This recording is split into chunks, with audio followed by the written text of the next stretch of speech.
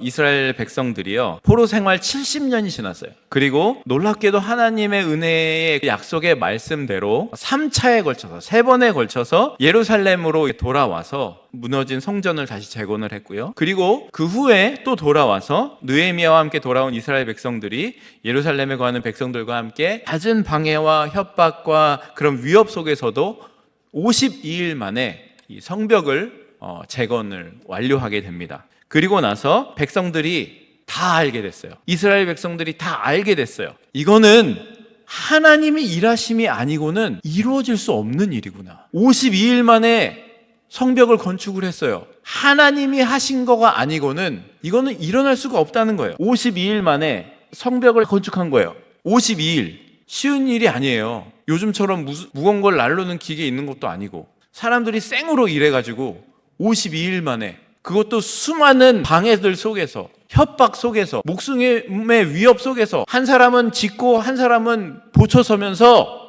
성벽이 52일 만에 완공된 거예요. 그때 백성들이 깨달은 거예요. 하나님이 하신 거다. 말도 안 되는 일이 일어났다. 우리로서는 할 수 없는 일인데 갑자기 술 맡은 관원장이었던 느헤미야에게 총독 권한을 줘가지고 자기 나라로 보내서 성벽 재료도 다 제공해주고 짓게 한 거예요. 하나님이 아니고는 불가능한 것이었다 고백하게 된 거죠. 성벽이 세워지고요, 7장에 보면 무슨 일들이 있었냐면 성문지기와 레위 사람들을 세우고요, 그리고 예루살렘을 다스릴 리더들이 세워졌고 예루살렘 성으로 거주할 인구조사가 끝내고 모든 외적인 것이 완벽하게 다 갖춰진 겁니다. 성벽까지 준공이 됐으니까, 재건이 됐으니까 집이 된 거예요. 그런데 외적으로 보면 모든 것이 완성된 것 같고 너무 좋아요. 성이 완성되었고 성을 지키고 다스릴 사람과 백성들이 다 준비가 됐어요. 겉으로 볼 때는 어때요? 이스라엘 백성 됐구나, 준비됐구나, 제대로 한번 해볼만 하겠구나, 이러한 겉으로 볼 때는 성공의 모습이었다는 거예요. 그런데 참된 성공과 완성은요, 외부적인 것이 완성되었다고 이루어지는 것이 아니라는 거예요. 그거를 말씀을 통해서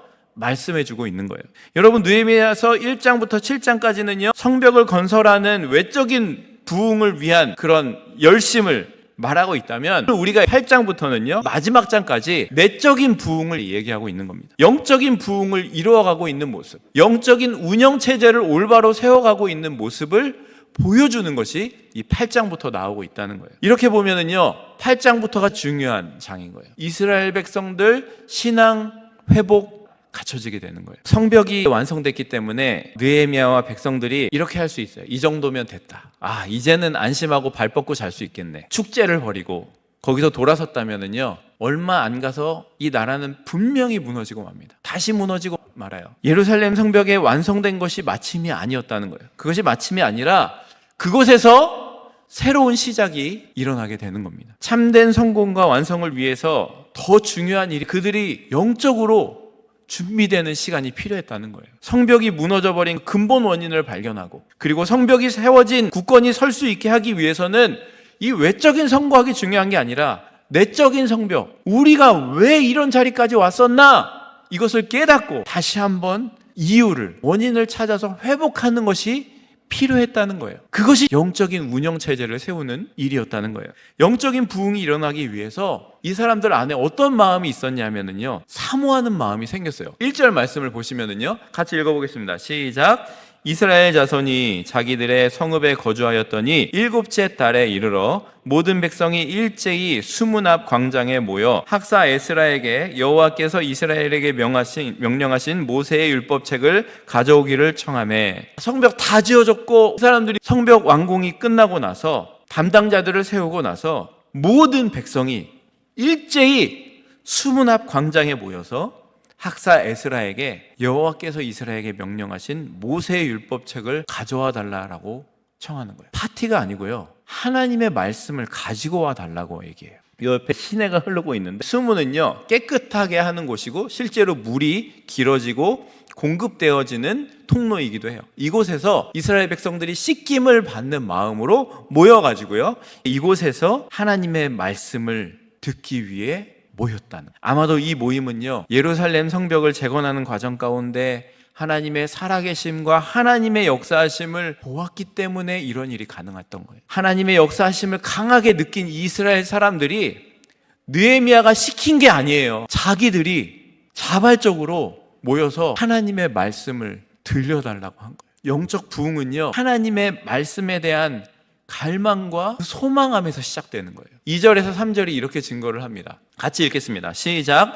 일곱째 달 초하루에 제사장 에스라가 율법책을 가지고 회중 앞에 곧 남자나 여자나 알아들을 만한 모든 사람 앞에 이르러 수문 앞 광장에서 새벽부터 정오까지 남자나 여자나 알아들을 만한 모든 사람 앞에서 읽음에 뭇 백성이 율법책에 귀를 기울였는데, 모든 사람들이 말을 알아들을 만한, 여기도 말을 알아들을 만한, 조엘이 저기 있네, 조엘이 저기 있어요. 말을 알아들을 만한, 더 어린 주아도 있네, 주아도.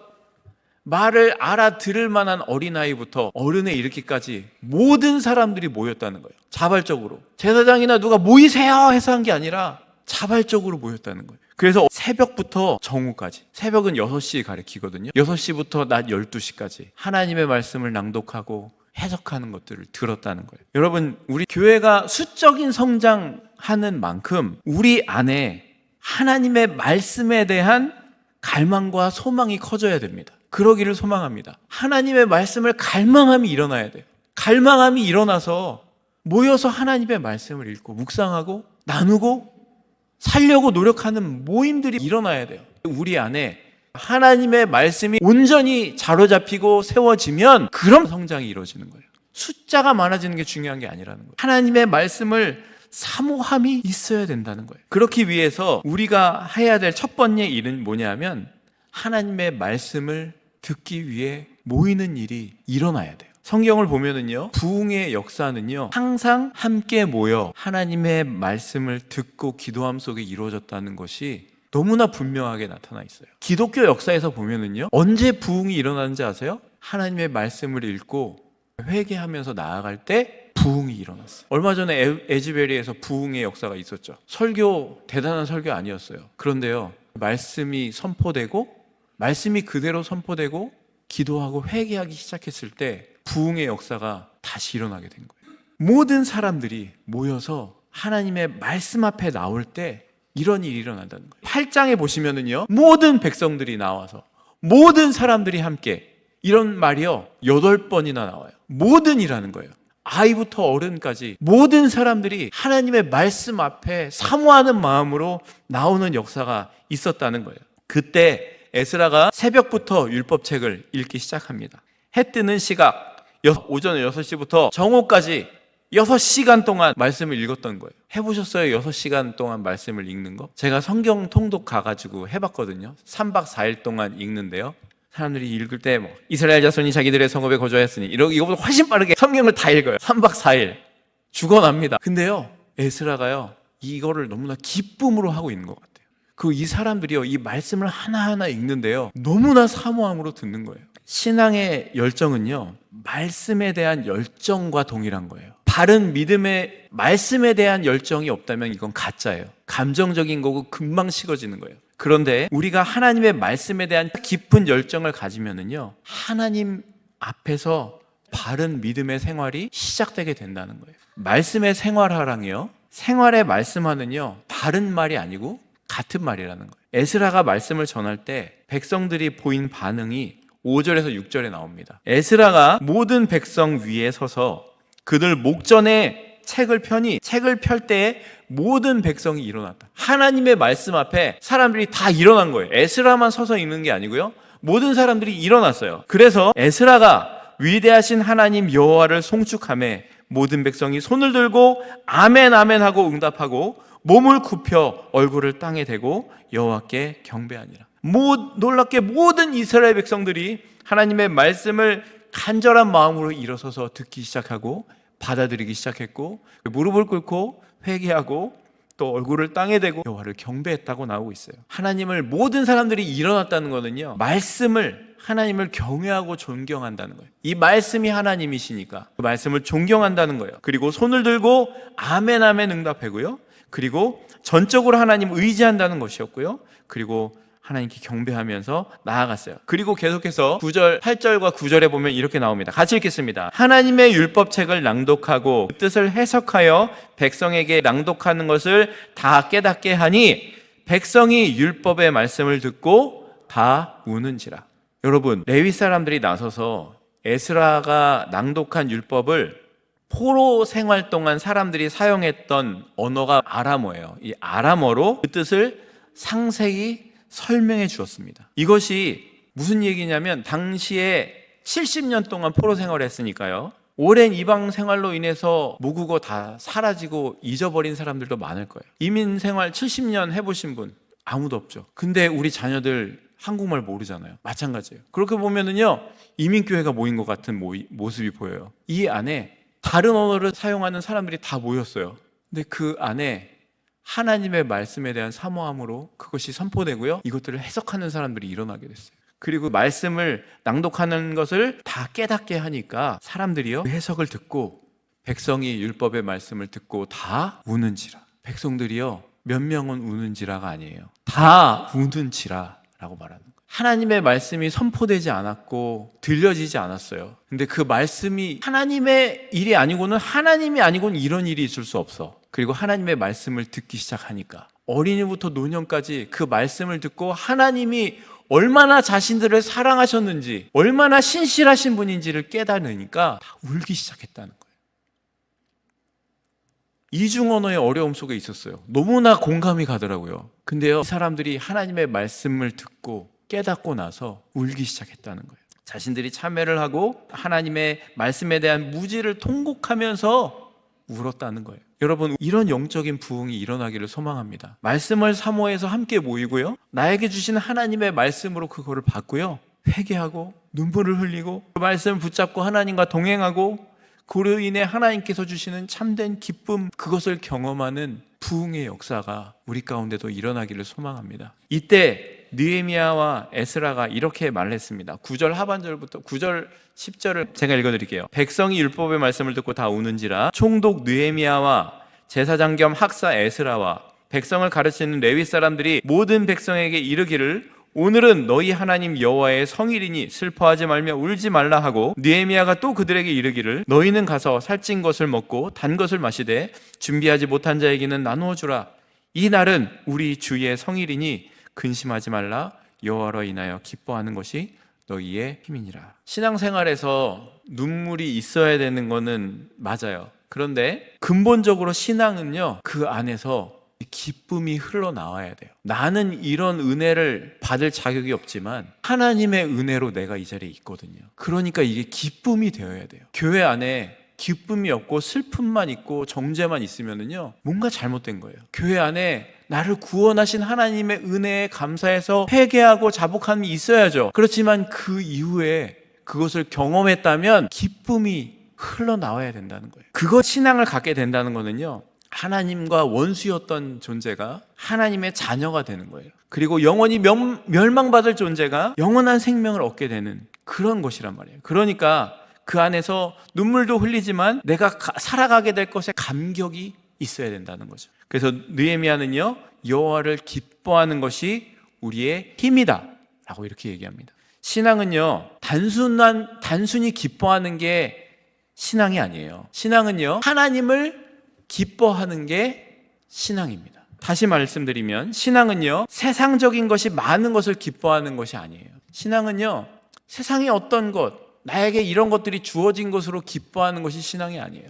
신앙은요, 주님께서 나에게 주신 것을 기뻐하기보다 하나님을 기뻐하는 게 신앙이라는 거예요. 하나님께서 우리에게 이런 땅을 허락하여 주셨어, 이러한 복을 주셨어, 이러한 은혜를 주셨어, 뭐 이런 물질을 주셨어, 이러한 집을 주셨어, 이러한 사업체를 주셨어, 이것으로 기뻐하는 게 아니라 신앙은 하나님으로 기뻐해야 되는 게 신앙이라는 거예요. 여기서 힘이라는 단어는요, 피난처, 방패, 요새라는 의미예요. 하나님께서 우리의 피난처이고 방패이고 요새이셔서 하나님으로 인하여 기뻐하는 것이 신앙이라는 거예요. 우리를 궁극적으로 보호해 주시는 분, 우리의 앉고 일어섬을 아시고 우리를 지켜주시고 인도하시는 분이 하나님이라는 것을 알고 기뻐하는 것이 신앙이라는 겁니다. 그리고 그 다음 날에도 이스라엘 백성들이 하나님의 말씀을 듣다가 7월 절기에 초막에 거하라고 하는 부분에서 초막절을 지켜야 된다는 것을 깨닫고요. 어떻게 해야 되는지 17절, 18절이 이렇게 나옵니다. 사로잡혔다가 돌아온 회중이 다 초막을 짓고 그 안에서 거하니 눈의 아들 여호수아 때로부터 그날까지 이스라엘 자손이 이같이 행한 일이 없었으므로 이에 크게 기뻐하며 에스라는 첫날부터 끝날까지 날마다 하나님의 율법책을 낭독하고, 여러분, 여호수아 이래로요 1000년이에요. 온 국민이 이렇게 대대적으로 초막절을 지키는 거는 1000년 만에 일어난 일이에요. 이런 일이 일어나고 있어요. 이스라엘 백성들이 말씀을 듣다가 그 안에 보이지 않는 하나님의 뜻, 하나님의 마음을 발견할 수 있고, 거기서 깨닫고 그 앞에 무너지고 순종하며 나아갈 수 있게 된다는 거예요. 여러분, 이스라엘 백성들이 이렇게 그들의 신앙을 새롭게 할 수 있었던 거는요, 그동안 멀리 했던 하나님의 말씀을 들었기 때문에. 여러분, 세상은요 마치 유라굴로 광풍처럼 세속적인 가치관이 판을 치는 시대에 우리가 살고 있습니다. 점점 더 악해져 가고 있어요. 하나님의 말씀은, 하나님의 원하시는 것은 이렇다고 얘기하는 것이 너무나 이상하게 들리는 시대에 우리는 살고 있단 말이에요. 이때에 어떻게 하면 우리가 하나님의 다스림 속에서 있다는 것을 확인할 수 있겠습니까? 보이지 않는 하나님을 어떻게 하면 우리가 볼 수 있고, 어떻게 하면 하나님의 뜻에 순종할 수 있겠습니까? 방법은 하나예요. 오직 하나님의 말씀을 내 삶 가운데 붙잡고 적용하며 살아내어 순종하는 것 이외에는 방법이 없어요. 하나님의 말씀을 우리가 자꾸 대하고 말씀을 사모하고 말씀으로 살아내는 것 말고는 우리가 이 세상에서 이길 수 있는 방법은 없다는 거예요. 우리의 삶의 자리는요, 그때 하나님께서 정성스럽게 준비하셔서 느헤미야에게 그 마음을 주시고, 그래서 그 사람을 왕 앞에 청하게해서 예루살렘 총독으로 보내셔서 하는 이 모든 일들은요, 하나님께서 마음과 정성을 다해서 확실하게 일하신 결과인 거예요. 그리고 이 결과를 사람들이 보고 하나님의 말씀을 사모해서 모였다는 거예요. 그리고 이것이 사람들이 이끌고 가는 원동력이 되는 것이, 그 시작이 8장에 나오고 있는 거예요. 우리가 이 하나님의 말씀으로 이렇게 살아가면은요, 그 자리가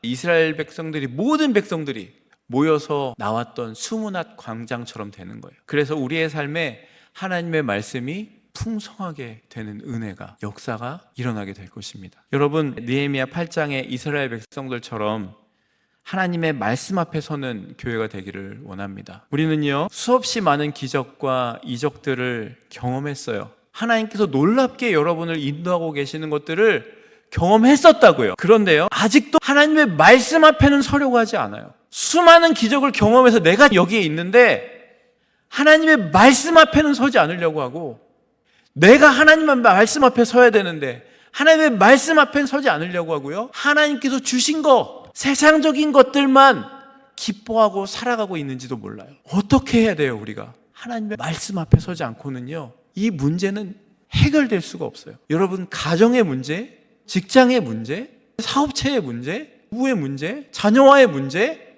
신앙의 문제, 교회 안의 문제, 이 모든 문제를 해결할 수 있는 방법이 하나님의 말씀이라는 거예요.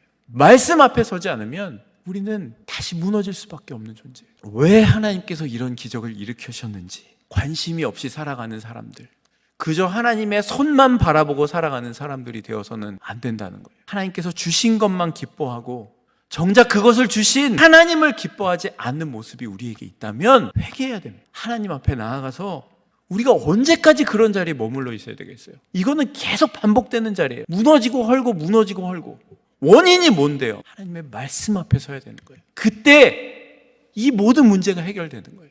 그때 이 모든 역사가 하나님의 은혜 가운데 일어나고 있다는 것을 발견하고 우리가 살아가야 될 방향, 목적이 세워지게 되는 것입니다. 여러분, 우리가 수문학 광장으로 이 시간 함께 나아갔으면 좋겠습니다. 수문학 광장으로 나아가서 하나님, 우리 삶 가운데 하나님 이러한 일들을 허락하여 주셨는데, 이러한 기적들을 경험하게 하셨는데, 그래서 내가 그것만 바라보고, 주셨던 손만 바라보고, 그 주셨던 기적이, 물질이 사라지니까 다시 하나님께 원망 불평하고 있는 모습으로 살고 있지 않았는지, 우리 인생을 한번 돌아보세요. 하나님, 내 인생 가운데 돌아보니까 다 하나님의 손길이었고 하나님의 은혜였습니다. 그리고 내가 하나님의 말씀 앞에 나아가기를 원합니다.